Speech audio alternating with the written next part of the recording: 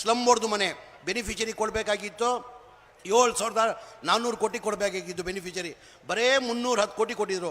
ಯಾರೋ 5,000 ಕೊಟ್ಟಿದ್ರು, ಯಾರೋ 10,000 ಕೊಟ್ಟಿದ್ರು, ಯಾರೋ 15,000 ಮೇಲೆ ಯಾರೂ ಕೊಟ್ಟಿರಲಿಲ್ಲ.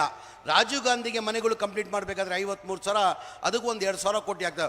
ಒಟ್ಟಾಗಿ 2,30,000 ಮನೆಗಳಿಗೆ ಒಟ್ಟಾಗಿ 9,500 ಕೋಟಿ ಆಗ್ತದೆ.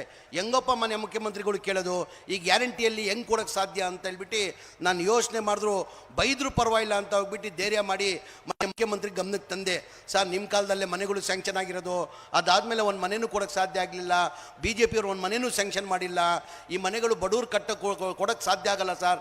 4.5 ಲಕ್ಷ ನಾವೇ ಸರ್ಕಾರ ವತಿಯಿಂದ ಕಟ್ಟಬೇಕಾಗ್ತದೆ ಸರ್. ಜನ ಬೀದಿಯಲ್ಲಿದ್ದಾರಂತ ಅವ್ರ ಗಮನಕ್ಕೆ ತಂದಾದಮೇಲೆ ಮಾನ್ಯ ಮುಖ್ಯಮಂತ್ರಿಗಳು 3-4 ಮೀಟಿಂಗ್ ಮಾಡಿ ಬಡವ್ರ ಬಗ್ಗೆ ಕಾಳಜಿ ಇದ್ದಿದ್ದ ಕಾರಣಕ್ಕೆ ಇಲ್ಲ ಕಣೋ ವರ್ಷದ ಒಳಗಡೆ ಈ ಮನೆಗಳು ಕಂಪ್ಲೀಟ್ ಮಾಡಬೇಕು, ನಾನು ದುಡ್ಡನ್ನು ಕೊಡ್ತೀವಿ ಅಂತ ಹೇಳ್ಬಿಟ್ಟು ಜನವರಿಯಲ್ಲಿ 500 ಕೋಟಿಯನ್ನು ಕ್ಯಾಬಿನೆಟಲ್ಲಿ ತಂದು ಅಪ್ರೂವ್ ಮಾಡಿದ್ದಕ್ಕೆ ಕಾರಣಕ್ಕೆ ಫೆಬ್ರವರಿ 14ನೇ ತಾರೀಕಿಗೆ ನಾವು 36,789 ಮನೆ ಕೊಟ್ವಿ. ಏನಕ್ಕೆ ಬೇರೆಯವ್ರು ಕೊಡೋಕ್ಕೆ ಸಾಧ್ಯ ಆಗಲಿಲ್ಲ? BJP ಅವ್ರು ಕೊಡಬೇಕಾಗಿತ್ತು, ಕುಮಾರಸ್ವಾಮಿ ಅವರು ಮುಖ್ಯಮಂತ್ರಿ ಆಗಿತ್ತು, ಅವ್ರು ಕೊಡಬೇಕಾಗಿತ್ತು.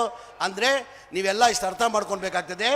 ನಮ್ಮ ಪಕ್ಷ ಮನೆ ಸಿದ್ದರಾಮಯ್ಯ ಅವ್ರ ಮುಖ್ಯಮಂತ್ರಿ ಬಡವ್ರ ಬಗ್ಗೆ ಎಷ್ಟು ಕಾಳಜಿ ಇದೆ ಅಂತ ತಾವು ಅರ್ಥ ಮಾಡ್ಕೊಳ್ಬೇಕಾಗ್ತದೆ. ಚುನಾವಣೆ ಟೈಮಲ್ಲಿ ನಾವು ಘೋಷಣೆ ಮಾಡಿರಲಿಲ್ಲ ಮನೆಗಳು ಕೊಡ್ತೀವಂತ. 9,500 ಕೋಟಿ ಸಣ್ಣ ದುಡ್ಡಿಲ್ಲ, ಇದು ಸಣ್ಣ ದುಡ್ಡಿಲ್ಲ. 9,500 ಕೋಟಿ ಕೊಟ್ಟು ನಿನ್ನ ಮನೆಗಳು 1 ವರ್ಷದಲ್ಲಿ ಕಂಪ್ಲೀಟ್ ಮಾಡಿಕೊಡ್ಬೇಕಂತ ಮನೆ ಮುಖ್ಯಮಂತ್ರಿ ಮಾತು ಕೊಟ್ಟು ಇವತ್ತು ಆ ಮನೆಗಳು 36,789 ಮನೆ ಫೆಬ್ರವರಿಯಲ್ಲಿ ಕೊಟ್ಟಿದ್ದೀವಿ. ಬರೋ ತಿಂಗಳಲ್ಲಿ ಸೆಪ್ಟೆಂಬರ್ ಫಸ್ಟ್ ವೀಕಲ್ಲಿ ಇನ್ನು 38 ಮನೆಗಳು ಬಡವರಿಗೆ ಹಂಚ್ತಾ ಇದ್ದೀವಿ.